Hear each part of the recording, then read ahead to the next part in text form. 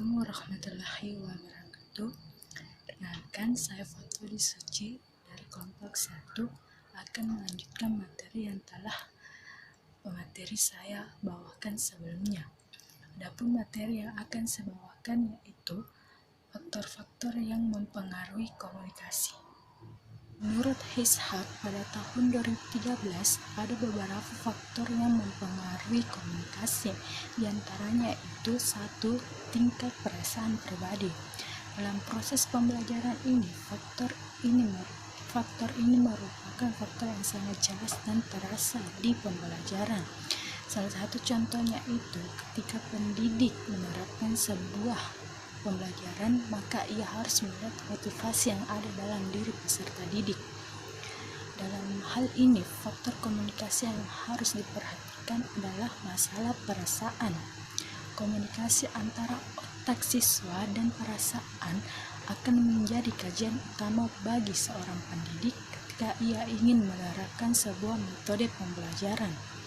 Mengingat dalam sebuah pembelajaran dikenal adanya sebuah intrapersonal dan interpersonal.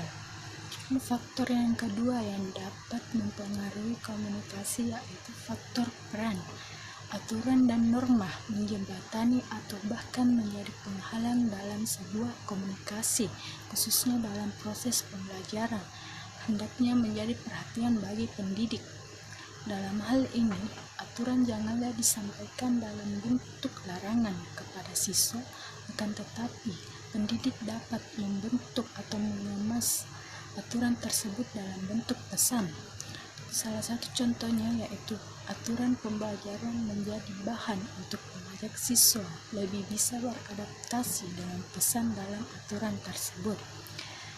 Larangan atau aturan juga dapat dikemas dalam sebuah ajakan.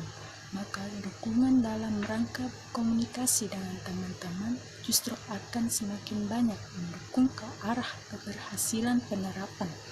Adapun faktor yang ketiga yang dapat mempengaruhi komunikasi yaitu faktor perjalanan interaksi sebelumnya. Yang dimaksud dalam faktor ini yaitu adanya hubungan khusus yang berkembang seperti pola karakteristik yang dapat kita identifikasi pada diri peserta didik.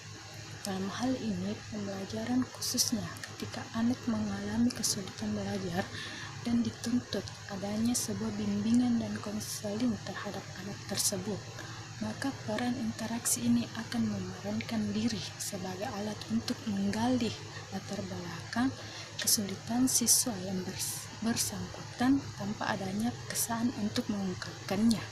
Faktor yang keempat yang dapat mempengaruhi komunikasi yaitu metode interaksi.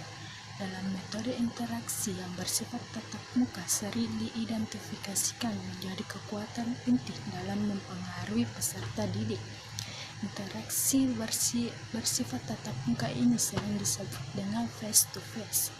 Pengondisian komunikasi seperti ini kadang susah jika guru berhadapan dengan banyak peserta didik atau ketika ia sedang belajar di depan kelas.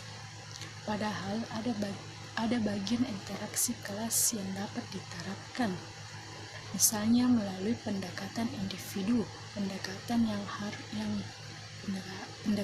yang dapat dilakukan dengan peserta didik, di mana guru dapat memandang atau berhadapan lebih dekat dengan seorang siswa yang memang membutuhkan memahami isi pesan pembelajaran yang telah dijelaskan.